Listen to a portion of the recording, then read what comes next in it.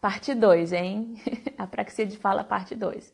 Tinha 98 pessoas e não vou começar enquanto não tiver as 98. Então chama os amigos aí que estavam assistindo com vocês, tá? Ó, já temos 60, 65, vamos lá. Tinha 98, eu quero todo mundo aqui. Vou esperar a Tamires entrar para poder chamar ela. Gente, o que vocês não estiverem entendendo, vocês me avisam que aí eu dou uma mastigada para vocês, porque ela tá usando uns termos bem científicos assim, né? Então adicionei ela aqui, vamos ver se ela vem. 87 pessoas, já tá quase todo mundo de volta, faltou só 10. Mas, se a minha linguagem estiver muito complexa, é só falar, tá bom? A É Ju, isso que eu a Ju falei. tá conseguindo ver as mensagens, às vezes, melhor do que eu, que tô um pouquinho distante. Mas a gente tenta sempre simplificar, tá bom? Isso, Mas como a gente está trazendo alguns dados de pesquisa, coisas mais atuais, acaba que a gente fala uma coisa ou outra, até para instigar as colegas fonos a irem, né, pesquisar, estudar, mas o foco aqui são os pais. Então, os pais têm que entender essas questões, assim, que é um diagnóstico difícil, mas que a gente tem sim como ter muitas ferramentas de intervenção nessas crianças e a importância do diagnóstico é para a gente fazer uma intervenção mais adequada. Tá? deixa eu Então, acho perguntar que uma coisa, Tamires. Se a gente tem uma fono que está tentando trabalhar, mas ela não tem muita especialidade em apraxia e tal, é válido a gente falar, olha, você já pensou em fazer uma supervisão? claro, com Você acha que certeza. com uma ou duas supervisões você consegue orientar uma fono para fazer, para conduzir um bom trabalho com uma criança que não tem assim, um caso super grave, super complexo? Normalmente, as supervisões, quem faz a supervisão, quem tem experiência, acaba acompanhando o caso junto. Então, ajuda desde das concepções e do pensamento de uma melhor avaliação até o passo a passo da intervenção. Então, as supervisões servem sim. Eu mesma acompanho Legal, várias crianças além do meu consultório, acompanhando através do trabalho de colegas do interior e de outros estados. E a gente consegue sim ofertar um tratamento com mais qualidade. A pessoa, o próprio legal. fonoaudiólogo, ficando mais seguro e não É, acaba porque conduzindo próximos casos muito sozinhos, legal, né? Porque ele muito vai legal. ganhando uma aprendizagem, tá? Vamos Vamos aos falar do sinais. checklist? Vamos Vamos. lá. Eu vou falar, na verdade, o que eu queria trazer, que hoje a gente tem algumas vantagens. Né? Então, hoje a gente já tem um checklist do Dr. Aravindi, que depois eu vou até tirar a foto e vou pedir para a Ju postar nos stories dela. Ó, Tá conteúdo top, hein, pessoal? tá no artigo dele. A gente ainda não tem a tradução em si. Quem quiser pode até, eu posso tentar até trocar, porque a gente está usando em pesquisa, então, que já foi autorizado pelo doutor Arabim e tudo, então a gente está usando e ele trouxe também para um seminário internacional que ele veio aqui no Brasil ano passado, então a gente consegue nortear um pouco mais com essas perguntas. E olha que top, Juliana, tem um grupo Diga. brasileiro de Bauru que fez um checklist para o Brasil. Você acredita? Tanto para Oh, pais quanto para validou e fonoaudiólogos. tudo? E eu já estou usando. Quem sabe? A Thaís Rosa é uma pesquisadora aí da nova geração que tá fazendo um trabalho muito bonito. E eu posso dizer que o checklist deles está tá melhor do que qualquer um que eu já vi. Tá muito completo. Ele está Uau! pegando aspectos, inclusive de comunicação não verbal, tem perguntas sobre alimentação, sobre apraxia não verbal. Deixa eu até trazer o nome. O nome é Elaboração de um checklist para a identificação de sinais de apraxia de fala na infância. Você encontra no diretório da USP de Bauru de Você tem o 2019. link? Eu posso buscar nos meus favoritos, mas Tá, eu tenho o nome tá. da autora, que é a Thaís Rosa dos Santos. Inclusive, já vi Thaís ela Rosa apresentar dos Santos. um trabalho excelente. Ela é do grupo Legal. da Simone Herrera, super, super Ah, gosto. sei, Simone, conheço. Elas estão despontando. Ela traz esse checklist e a gente pode sim já utilizar na prática clínica. Eu acho que nós, Como que é? Elas têm uma empresa daquele pessoal, como é que chama, que dá cursos? Technology, TK. É, esse TK. A mesmo. Thaís, até inclusive, se eu não me engano, uma das professoras dela. da Simone. Ah, Também legal. contribui, é muito legal. É um grupo que, assim, eu super respeito, eu sou fã da Legal. Eu tenho contato só com a Simone, Simone, mas legal, muito legal. guerreira, muito legal.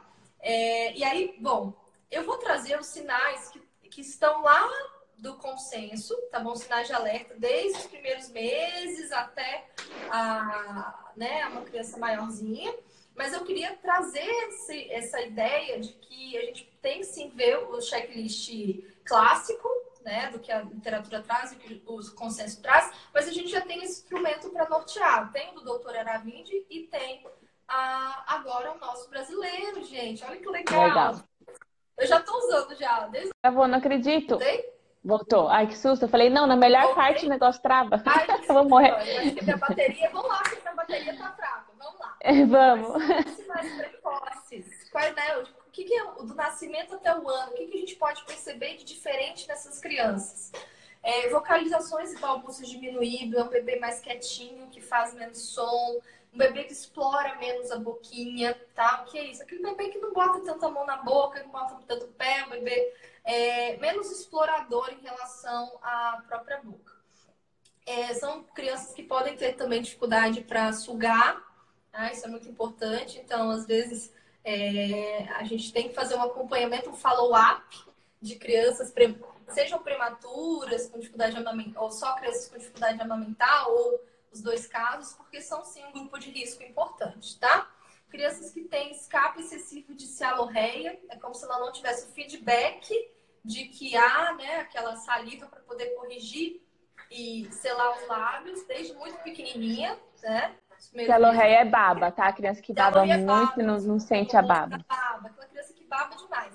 Mas não vamos confundir com o período de dentinho, tá? O dentes é comum ter mais É. baba. Mas aquela criança que desde que a mãe lembra dela, né, desde muito pequenininho, sempre, sempre, sempre está com dificuldade de selar os lábios, dificuldade de fazer o movimento da deglução tão rápido quanto possível para evitar aquele acúmulo de saliva constante. Então, a criança que tem um acúmulo de saliva constante, as primeiras palavras podem aparecer mais tarde, em vez de aparecer por volta da viradinha de 12 meses, né, de um aninho, ela começa a aparecer os primeiros sons, as primeiras palavrinhas mais específicas por volta de 14 meses ou não aparece.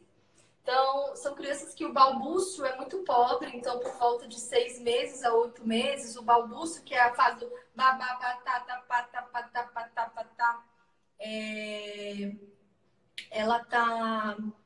ela tá muito pobre. Não é que ela não faça, mas ela faz, em vez de ter som de consoante, ela faz mais som de vogais. E até essas vogais não variam muito, então é bem reduzido.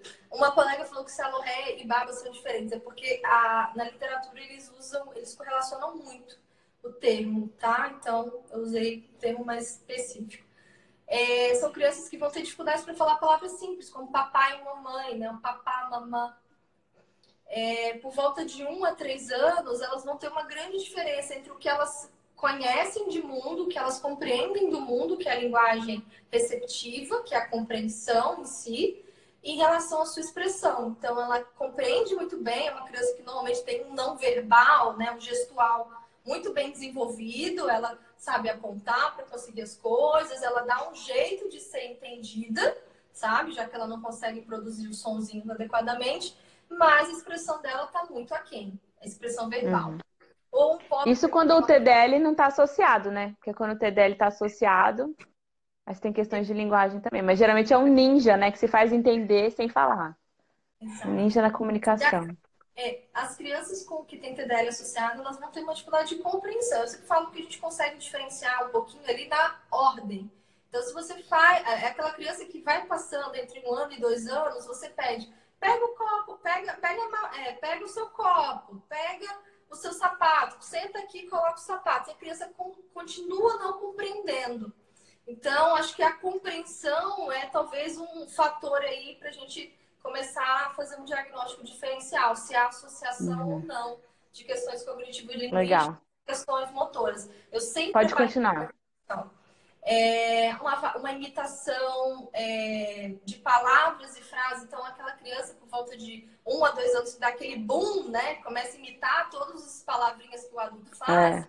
Eles ou ficam mantém o pouquinho que tem e não evolui, ou não conseguem nem produzir um repertório mínimo. Aí ficam minimamente, considerados como minimamente verbais. Bom, elas fazem muito esforço e podem ter tateio articulatório, que é aquilo dela tentar se esforçar, patinar para alcançar. Ai, dá uma dó quando eu vejo isso, me dá aflição. É uma característica, mas é uma característica, por exemplo, no atraso motor também aparece, mas aparece um pouco mais exagerado na minha prática, o que eu vejo. Assim.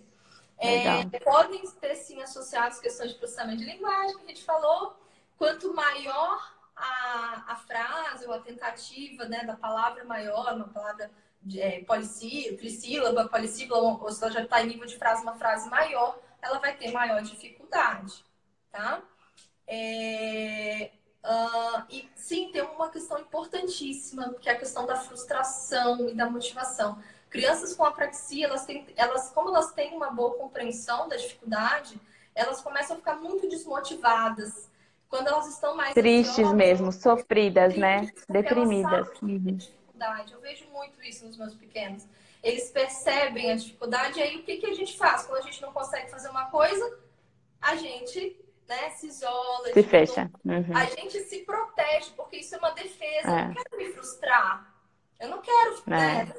Não quero que então na escola fica mais no canto, né? Fica mais isolado, fica mais implativo mesmo, aquela criança que participa menos, e com isso gera um ciclo vicioso, porque aí ela tem menos oportunidade de experiências.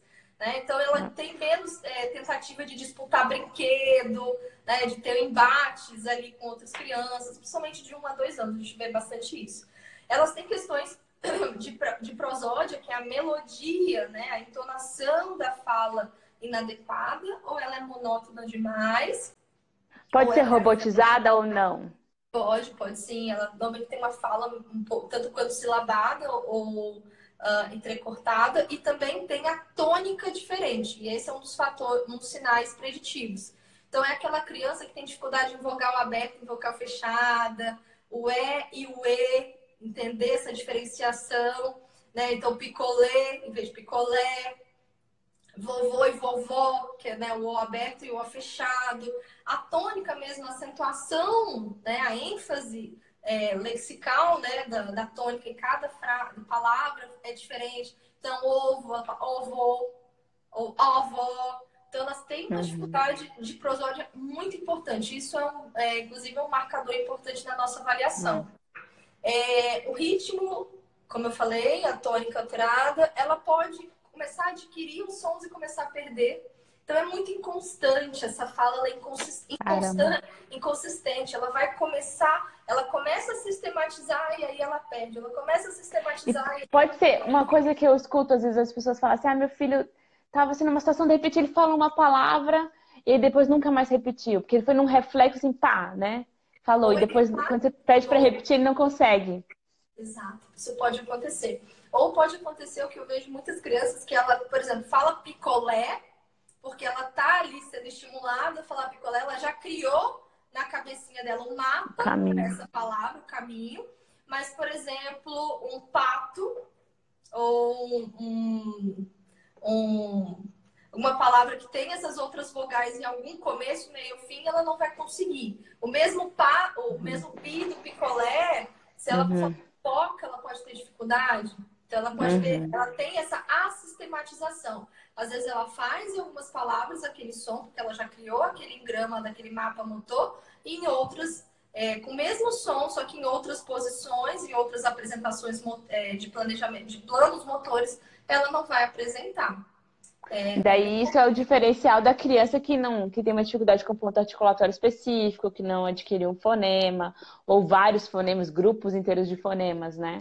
Essa inconsistência. Essa é a grande dificuldade para os transtornos fonológicos, sem dúvida. E outra coisa, são crianças que têm processos fonológicos fora dos típicos. Então, a gente normalmente tem crianças com transtorno fonológico que estão atrasadas, que têm desvios importantes, né, cronológicos, mas que estão fazendo o que seria adequado para os marcos de desenvolvimento. As crianças que têm questões de planejamento motor, normalmente elas têm questões atípicas, então questões de sonorização muito importantes, omissões de sons iniciais muito importantes, muitas desvozeamento, né, no português. Então a gente vê. Agora eu vou dar uma dica assim para os fonos, tá, Ju? Uma dica assim. Um diagnóstico diferencial importante quando a gente faz uma avaliação fonológica, a gente vê se tem processos atípicos. Se tiver um processo atípico, a gente tem que começar a fazer prova motora para a gente fazer diagnóstico diferencial, tá? Um processo atípico. Um processo atípico, tá? Um já é critério. Voltando de 1 a 3 nos fatores, nos sinais de alerta, então, quanto mais complicado, maior ininteligibilidade de fala. Elas podem ter algumas características que se confundem com gagueira, né? Algumas hesitações, algumas falas, por causa daquele tateio articulatório e a questão também de organizar o mapa e fazer todo esse processamento. Então, é como se ela tivesse o tempo todo sobrecarregada. O HD dela está sempre muito pesado. Então, são crianças que têm, inclusive, um gasto mental muito grande. Outra coisa, são crianças que se cansam muito para falar. Isso é algo que está começando a ser descrito. Então, crianças que... Oi? Não, desculpa, achei que minha neném tinha acordado. Minha mãe tá aqui comigo, ela falou que vai ligar o ar-condicionado porque tá quente. Desculpa, continue. Às vezes, saem muito desgastadas da terapia, dependendo da condução do fonoaudiólogo. Porque é uma criança que... Imagina a situação, né? Você abre a boca e sai falando. Ela não, tem que pensar cada movimento, cada transição, cada entonação, a força.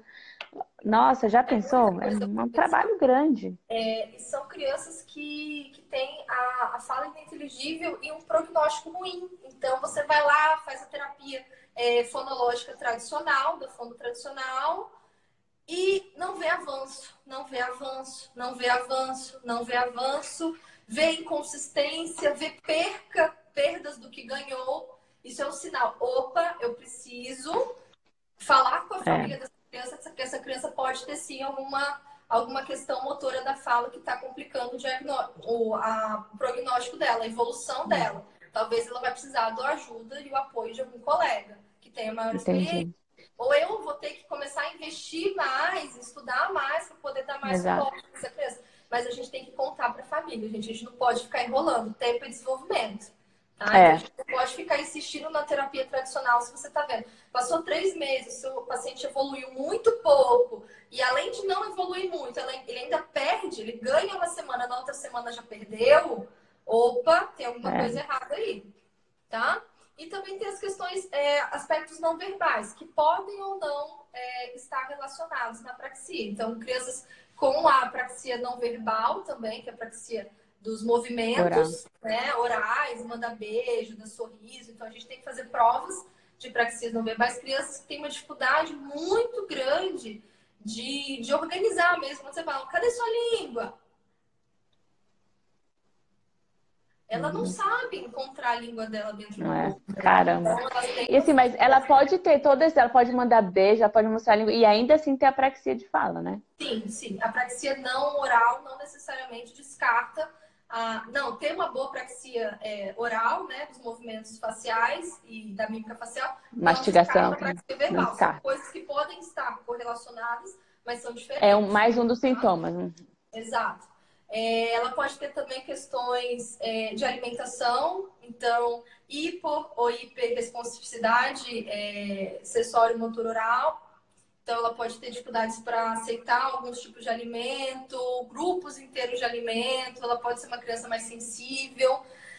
Normalmente são crianças, gente, em geral, que tem alguma questão no processamento sensorial global que precisa ser investigado também por um terapeuta ocupacional. Então, eu normalmente, pra gente até chegar... Às vezes deixa o alimento parado na boca, não consegue mastigar, só quer pastoso. Às vezes é uma criança que é uma buscadora, então ela quer chupar tudo, ela quer enfiar tudo na boca, ela quer mastigar tudo, ela precisa de mais volume. Igual você falou, que deixa parado, na verdade é porque ela precisa daquele volume pra sentir, né? Perceber que aquele momento ela vai ter que ativar o movimento mastigatório. Então, são casos que podem vir associados, sim. E também podem ter questões globais da coordenação motora.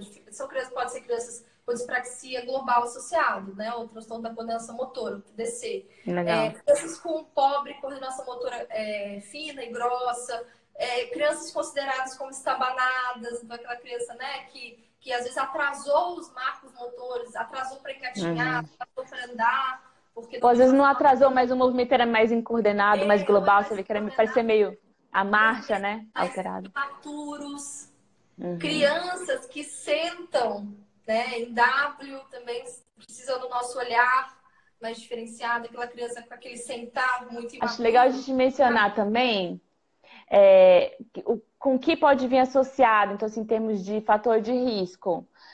Por exemplo, TEA, muitas crianças dentro do TEA pode ser uma comorbidade, a própria síndrome de Down, Down. O TEA né? e a síndrome de Down, eles têm uma comorbidade alta, tá bom? Ainda tem muita dificuldade na literatura, mas na prática clínica a gente vê uma associação importante.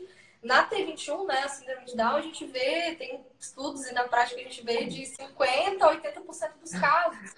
Pode ter, além das questões fonológicas, as questões de tônus, a disartria flácida, ter a apraxia, a questão do planejamento associada. Então, você vai falar, ele atrasou a fala porque ele é T21. Será? Se ele lá no Uhum. comecinho tivesse recebido mais estímulos, com mais integração multissensorial, será que ele não conseguiria ter desenvolvido melhor essa comunicação? Então, a gente fica Uhum.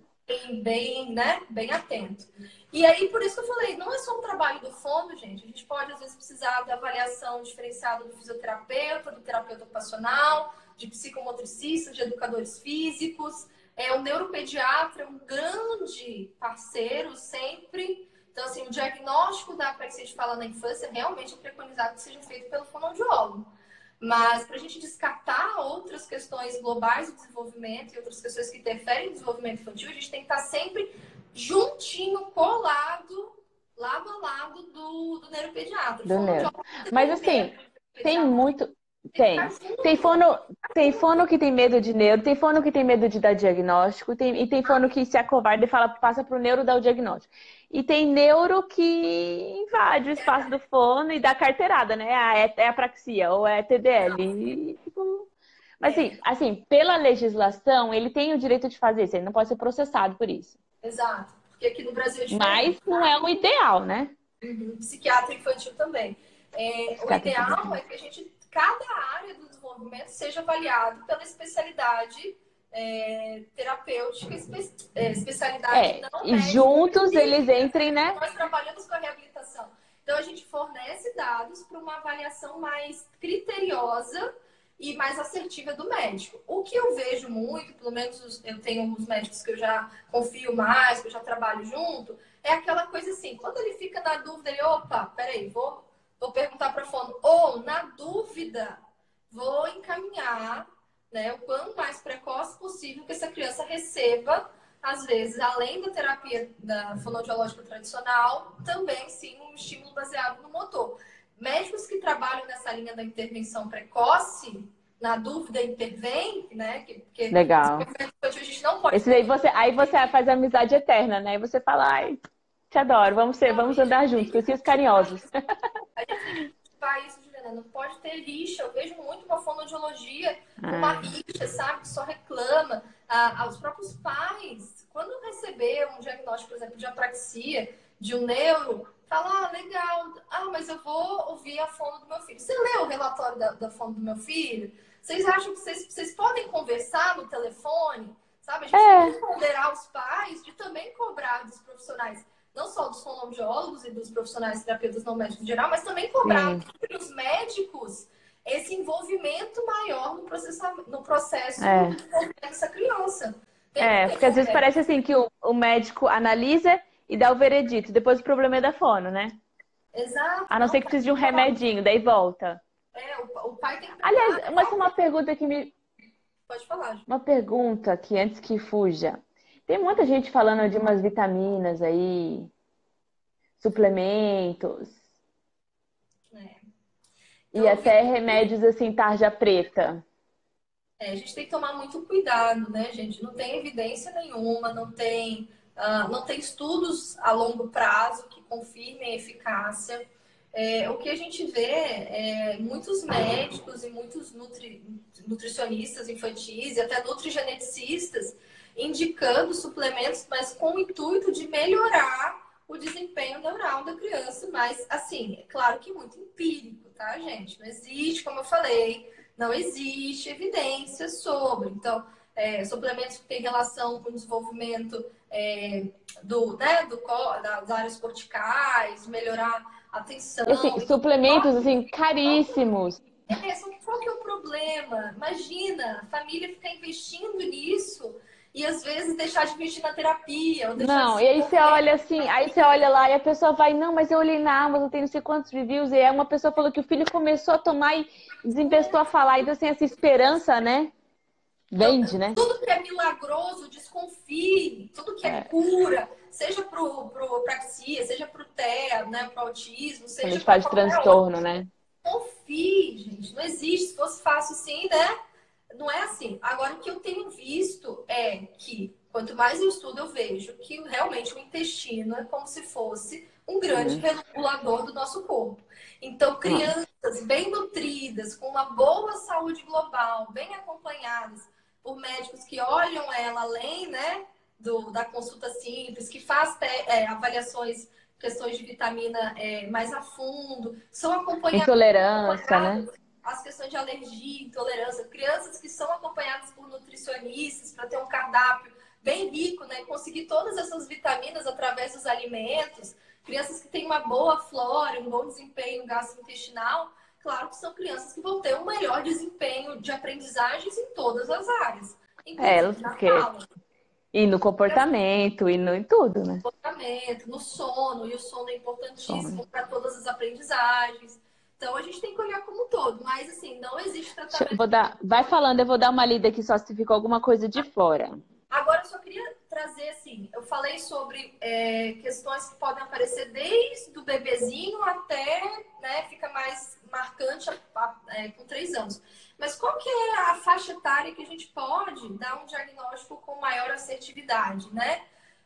Crianças menores de 2 anos é muito complicado, porque imagina, a criança ainda está muito novinha, a criança ainda está desenvolvendo o sistema de compreensão dela para que a gente possa fazer uma avaliação de linguagem e também motora mais fidedigna. Então, são crianças que, se a gente vê alguns sinais, por isso que eu gosto muito de trabalhar com checklists, se a gente vê sinais de risco, bandeiras vermelhas, a gente coloca, sim, essa criança em intervenção e, inclusive, até em suspeita, né? Eu coloco normalmente suspeita de apraxia de fala da infância. Na verdade, eu faço algo mais amplo, que é suspeita de algum transtorno motor da infância, da fala da infância, ou alguma questão de planejamento motor, alguma imaturidade motora relacionada ao planejamento da fala, e coloca essa criança em intervenção diagnóstica. O que é isso? Eu não deixo o tempo passar. Eu não espero ver se vai acontecer o desenvolvimento. Eu já vou dando oportunidade para que ela se desenvolva. Porque é só por volta de 3 anos que a gente consegue fazer as testagens de forma mais fidedigna para a gente ter dados mais consistentes desse desenvolvimento. Mas mesmo com 3 anos, às vezes só através de uma terapia diagnóstica de pelo menos 3 meses, essa criança recebendo uma terapia um pouco mais intensiva, porque, igual eu falei, de 3 a 5 vezes não é Porque tem realidade a do prova Brasil. terapêutica também, né? É como se fosse uma prova terapêutica, eu falo mesmo, porque às vezes na criança a gente não vê efeito imediato. Diferente da área de voz, outras áreas da fonoaudiologia, que a gente faz É, a terapêutica e vê a resposta.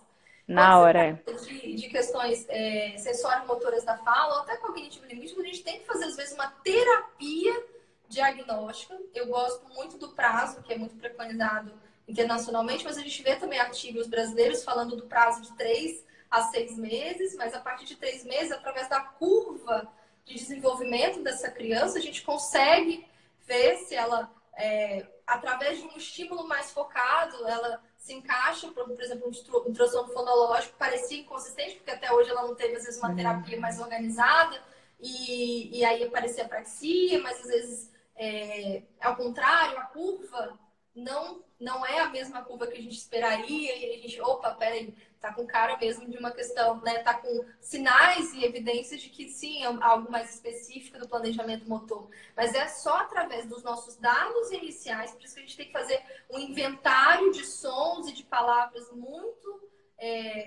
consistente dessas crianças. Crianças minimamente verbais, não verbais, a gente tem que usar, além de ver Mapear. terapia, de mapear, a gente tem que ver vídeos da criança desde os primeiros meses de vida, pedir para os pais essas informações, tentar instigar o pai a lembrar de cada marco do desenvolvimento para a gente ter mais informação, para a gente poder acompanhar essa Legal. curva de evolução.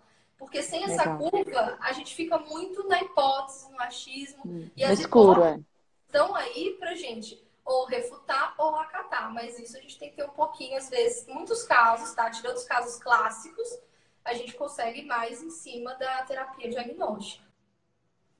Tem um caso aqui bem específico de uma mãe que perguntou assim, falou, meu filho tem suspeita de apraxia, a gente só fala com ele em português, mas a gente mora fora do Brasil e a speech dá terapia em inglês. Você só me traz caso assim, né, Juliana? Já percebi que vai ser complexo e Não, chato. essa aqui é uma bem específica que eu falei, coitada, e agora? E agora? Porque é tudo diferente, né? Porque a gente tem que trabalhar a criança na língua materna, né? Não que a gente não Não, possa. eu acho que assim, se ela mora no exterior e a criança não tem um problema de linguagem, já que o speech dela fala inglês, não seria mais vantagem ela falar inglês em casa e o pai também? E a criança aprender. Exato. Aí eu vou falar assim, isso que eu queria dar a sugestão. Talvez dessa família repensar sobre qual é a língua materna da família. Então, casos, assim, Qual já que que vai eles ser para moram no essa criança? exterior, eles vão ter que mapear algum grupo específico de língua. Então, seja língua inglesa ou português. Ah, não, eu me comunico muito com a minha família no Brasil, eu quero que meu filho continue. Então, não significa, se, por exemplo, eles acatarem o inglês como língua materna, que ele não vai se desenvolver com os avós. Mas ele tem que construir uma base de linguagem forte. Se ele não tiver uma base de compreensão de mundo, de semântica muito forte, como que ele vai desenvolver? Lembra? O último artigo do Dr. Aravindi, ele traz os sistemas de acoplamento. O que é isso? Que a fala, na verdade, a linguagem, a fala, ela se baseia em sistemas dinâmicos. Então, se alguma área está deficitária, isso vai impactar em todas as outras. Então, se a criança não tem uma base de compreensão, de linguagem receptiva, de conhecimento de Exato. isso vai impactar. Nossa, faz muito sentido você falando. Ela tá fazendo terapia em inglês, mas aquilo ali não tem semântica por trás, tá fazendo à toa. Exato. Como que ela vai ter... ela vai aprender aquela palavra só para falar, então ela vai fazer... Pois é. Sem ter significado. Então, do ponto de vista funcional, não é assertivo. Não tem... Entendi. Faz muito sentido. E assim, os artigos, os cientistas costumam ser muito cuidadosos na hora de desaconselhar um bilinguismo numa família, porque nos últimos anos todos o bilinguismo foi um grande vilão e descobriu-se que muito disso era mito, né?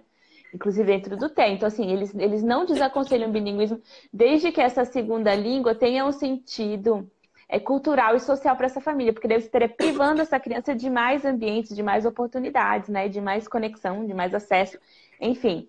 Mas em alguns casos específicos, a gente tem que pensar muito bem, porque a gente pode estar tentando abraçar o mundo, né? E aí a criança não consegue nada, entra na escola, como que a expectativa que a gente tem dela vai ser alfabetizada? E do sucesso escolar, e da aprendizagem, então, da assim, socialização, vai complicando. né? Exato, é muito complicado isso.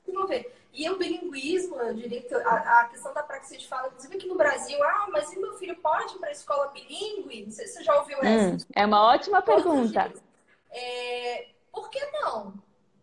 Se ele tem uma língua materna bem estruturada em casa, se os pais e a escola tiverem parceria junto com os terapeutas em fazer uma boa associação linguística, ou seja, se ele está falando a escola está ensinando amarelo em inglês, em casa a mãe vai falar o amarelo em inglês e associar, olha, é o amarelo igual o sol, olha, é amarelo igual a blusa do personagem X, do personagem Y. E a família vai criando correlações. Então, a gente vai aumentando, na verdade, a plasticidade dos sistemas semânticos dessa criança. Então, a gente amplia. Em vez né, às Então, mas vezes, aí isso não complica depois? Isso não complica na hora dela produzir, dela falar, porque são outros planos motores, porque são outros fonemas, outras transições. não, a gente tem que dar oportunidade. É claro que a gente vai focar, né, por exemplo, no planejamento terapêutico, os primeiros, né, os principais, os em português. Mas se a gente tem medo dessa criança ter mais oportunidade, a gente não deixa nem ela tentar. A gente tem que dar Eu entendo. oportunidade. Todo Mas mundo olha, aprende na tentativa e no erro. Mas é eu claro. entendo, eu entendo. Mas eu digo assim, é, para mim é um pouco assim, polêmico esse assunto. Porque, por É exemplo, a bem polêmico. criança. Mas É, cada caso é um caso. Casos mais graves, é, por exemplo, a gente tem que avaliar muito bem. Mas exato.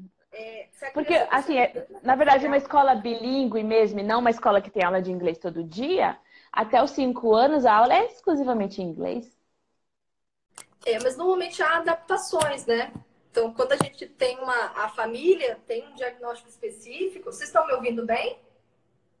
Então, Entendi. De repente, a assistente fala em português, coisa assim. exato. Então faz, o material é adaptado e correlacionado. Mas é claro, gente, casos mais graves e a criança, principalmente com questões cognitivo-linguísticas, Você acredita na inclusão nesses casos? Eu acho isso importante, ter a sua opinião eu nesse acredito sentido. que eu vejo isso na minha prática clínica. Quando a gente faz um Legal. trabalho terapeuta, família, escola muito bem alinhado, dá certo. Agora, se uma desses pilares não está bem alinhado, a criança está começando intervenção, a própria terapeuta não sabe orientar muito bem a família, a escola gera muito entrave, sabe? Aquelas escolas que ficam, você já Ah, fez mas tá tão essa forma? difícil. Ah, é, Opa, será que aqui é o lugar que eu quero que meu filho fique? Mas não só nas bilíngues, mas qualquer escola.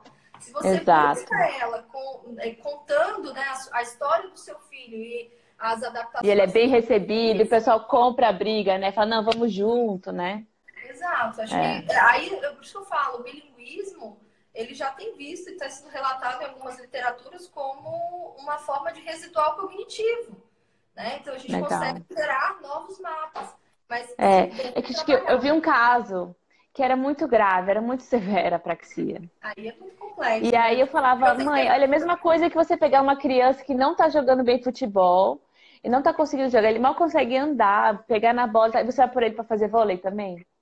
Exato. Então, assim, é muito do bom senso, né, gente? Por exemplo, uma criança que já está em pleno desenvolvimento, que tem sim um diagnóstico, mas não tem uma sentença de vida, porque ela já está começando a evoluir, ela já está numa curva de desenvolvimento considerável, e assim, ela pode ter essa capacidade de ampliar as oportunidades de Legal. linguagem dela para outros Muito lados. legal. Agora, uma criança muito no iníciozinho, ainda está em diagnóstico, ainda não tem uma equipe muito alinhada, é claro que isso pode ser um fator complicador, sem dúvida. Legal você ter colocado isso para ficar mais claro para essa Muito família. legal. Eu adorei sua opinião, de verdade.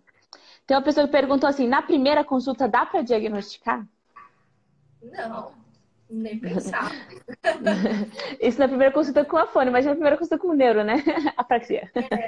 Não. A gente tem que fazer todo um caminho diagnóstico. Normalmente a avaliação, até para a gente conseguir fazer uma boa avaliação com instrumentos de linguagem, né, e até os instrumentos de avaliação motora, no mínimo bateria de três, além da entrevista com os pais, 2 a 4 encontros. Então é bem Isso só longo. testando, né? Sem contar que é prova terapêutica e tudo. Sem tentar, às vezes com prova terapêutica já inclusa, dependendo do nível de dificuldade, mas é muito complexo. Então, assim, a criança não conhece o terapeuta, então começa a É, conexão ali, o elo, então não é tão fácil. Se alguém está dando. Se eu vou tirar, gente. Eu vou dar uma... Opa, voltou. voltou? Quase que eu te derrubei. Quase, Voltou? voltou. Meu Eu Deus, falei, já ia tirar, voltou. eu já ia tirar e puxar de novo. Ah, tá. Não, mas assim, a gente Uma tem última que. pergunta, Tamires. Oi. Existem níveis e quais seriam eles? Como é que você classifica? A apraxia, Uhum. leve, moderada e acentuada. Sim, existem níveis. Só que qual que é a complexidade disso? Isso vai se transformando ao longo das intervenções. Então a gente tem que tomar muito Hum, cuidado, porque não há muita evidência em relação à gravidade. tá? Então a gente tem que pensar, assim, eu vou falar, vou pegar um pensamento do autismo, tá?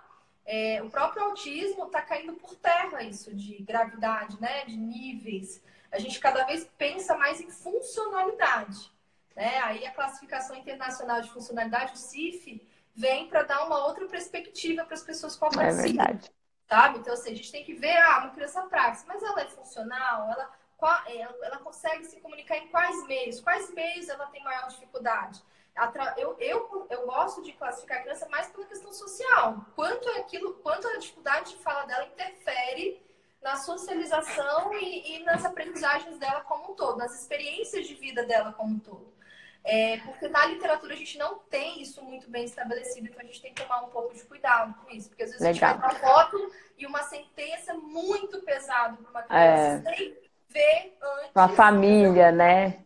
Imagina. Não, e sem ver antes os potenciais. A gente só está falando de dificuldade aqui, mas Exato. o mais importante é ver o potencial da criança. Legal. Eu disse que era uma pergunta, mas me ocorreu uma outra.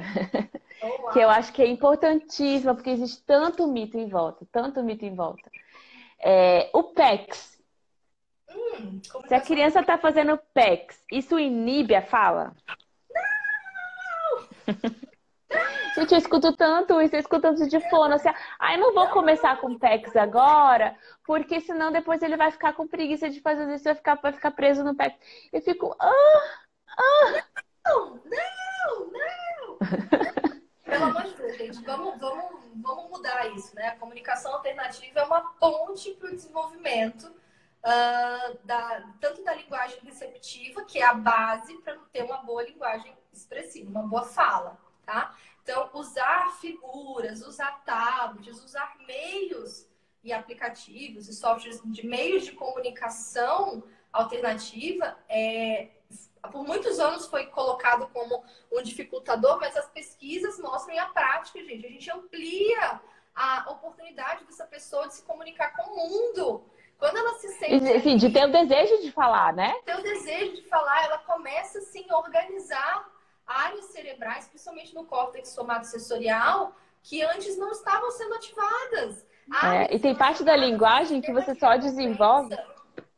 Áreas relacionadas ao sistema de recompensa, principalmente dorso lateral, que não estavam sendo, porque ela não tinha nenhum meio de se comunicar, e a partir de agora ela começa a ter mais motivação e engajamento social. Isso faz a diferença. E a linguagem, ela não é aprendida só no receptivo, né? Ela é aprendida também no uso, né?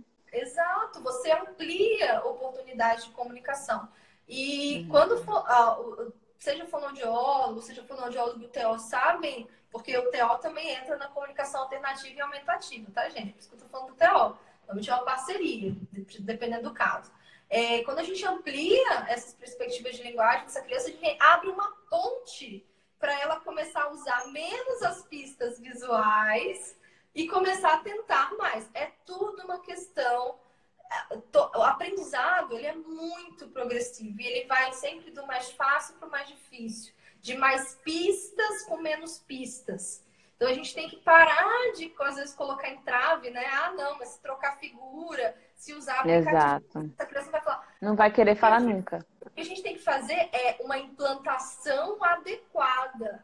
O que eu vejo é comunicação alternativa feito de forma muito solta, sem sistematização, sem uma avaliação de quais são as palavras, os vocábulos mais adequados para essa pessoa se comunicar melhor, para essa pessoa se desenvolver melhor, o que é mais habitual para ela. Para a realidade dela, né? Para a realidade dela, tá? Então, a comunicação alternativa é uma ponte para a comunicação verbal, para a fala também.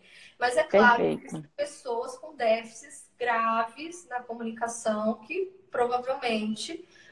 vão precisar de maior suporte e que podem, se não, desenvolver questões verbais, tá? Ou um repertório verbal muito curto, muito pobre para ela se comunicar. Muito restrito, isso, perfeito. Muito limitado e que ela vai precisar, sim, de suporte ao longo da vida. Mas são casos bem específicos. Então, pais, não tenham medo da comunicação alternativa. Do PECS, não tenham medo do PECS. Hã? Não tenho medo do PECS. Não só o PECS, né? O POD, comunicação, outras formas de comunicação alternativa de baixo custo, até os softwares. Prancha. Legal. pranchas, né? Prancha livre, tem várias pranchas, tem vários aplicativos, tem várias opções para a gente ampliar a comunicação das nossas crianças. Inclusive crianças verbais, mas com repertório, uma dificuldade, por exemplo, já consegue fazer palavras, mas está com dificuldade para ir nível de frase, a gente pode usar Uhum. estratégia Que terapêutica legal. também. Que legal. Bom, Tamires, acho que com isso a gente matou a cobra e mostrou o pau, Trouxe né? um É um assunto apanhador, né? interminável, a gente poderia conversar para sempre, mas eu ainda acordo de madrugada muitas vezes por causa da minha bebê. E tá chegando a minha hora de dormir, senão amanhã eu fico inutilizável.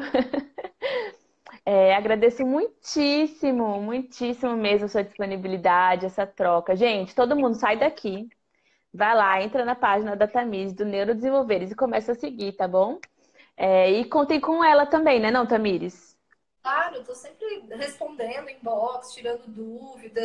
Eu sou uma pessoa que tenta sempre ajudar, porque me Legal. angustia muito ver tantas crianças no Brasil ainda sem diagnóstico, sem intervenção adequada, muitas famílias aflitas. A gente está aqui para apoiar. Também É, tenho é. feito materiais específicos para praxia de fala na infância, né, e questões de planejamento motor, porque é uma dificuldade, né, para os fonoaudiólogos pensar na questão do planejamento, como pensar as terapias, como organizar, quais estímulos usar, quais vocábulos utilizar. Então, a gente está começando a organizar um material aqui no Espírito Santo bem bacana para Muito legal. disponibilizar para todo o Brasil. Em breve, a gente vai ter algumas novidades. Então, quem me seguir no Instagram, quando eu postar também, quando eu divulgar, com certeza a Ju, né, vai me ajudar também a Com divulgar. certeza. Mas em breve a gente vai ter muitas, muitas novidades, se Deus quiser. Legal, obrigada. Obrigada, Quer se Ju. despedir do pessoal? Gente, brigadão. Desculpa aí qualquer linguagem mais difícil, porque o público, né? A Juliana já tem mais experiência com o público doméstico. Pais, podem me seguir tanto no @fono Tamires Akibate, quanto o @neurodesenvolveres. A gente está sempre postando dicas. No Neurodesenvolver, que é a minha equipe interdisciplinar, a gente também tem dicas de outros profissionais e a gente está aqui junto para ajudar vocês sempre. A gente tem um órgão Legal. importante, que é a Abrapraxia, que é uma boa Isso, referência para a gente seguir. A gente tem joia. um livro da Praxia de Fala na Infância, da doutora Margaret Fischer, que é um livro que ajuda a nortear bastante quem está começando a estudar, até os pais. Tem o livro da Juliana, pais, que é muito bacana para a gente compreender melhor a linguagem e a fala dos filhos. E a gente tem que, às vezes, conhecer um pouco dos marcos de desenvolvimento, a base da linguagem, as questões mais simples para a gente começar a pensar e conhecer melhor os mais complexos. Então, a gente está aqui para isso. Exato. Podem contar com a É gente. isso aí. Obrigada. Contem com a gente. Obrigada, pessoal. Eu vou tentar Obrigada, salvar isso gente. aqui também. Tomavam todo mundo torcendo, todo mundo cruzando os dedos aqui para dar certo. E aí eu vou pegar essas duas lives, parte 1 e parte 2, e vou passar para o canal Fala Fono no YouTube, para ficar eternizado lá. Tá ótimo. Aí eu te dou o Gente, link qualquer também. Então, se vocês quiserem. Eu vi que tem 1 milhão de dúvidas específicas, Juliana. Então, se você puder, É. direciona essas pessoas para falar comigo ou te passarem. Olha, vão, pessoas, porque acontece o seguinte: na hora que eu encerrar aqui, eu perco todas as perguntas. Eu não tenho mais acesso. Gente, pega as dúvidas e joga para os inbox. A gente está aqui à disposição. Se a Ju não recebeu e eu receber, eu respondo. Vou marcar ela para ela repostar e para todo mundo ter acesso, tá bom? Legal, legal. Pode Depois um mandar. dia a gente pode abrir se você puder até, Tamires, faz assim. Vai no seu Stories e abre um box para perguntas. E as pessoas vão fazendo perguntas e você pode ir respondendo. Perfeito. Gente, pode Legal? ir lá e a gente E vai aí me responder. Boa manda as ideia. tabelas, os links aqui que eu vou complementar para o pessoal. Tá, ótimo. joia? Tchau, Então tá, gente. pessoal, Beijo. Fica beijo, com boa Deus. Boa noite. semana. Até a Beijo. próxima. Tchau, Tchau. tchau.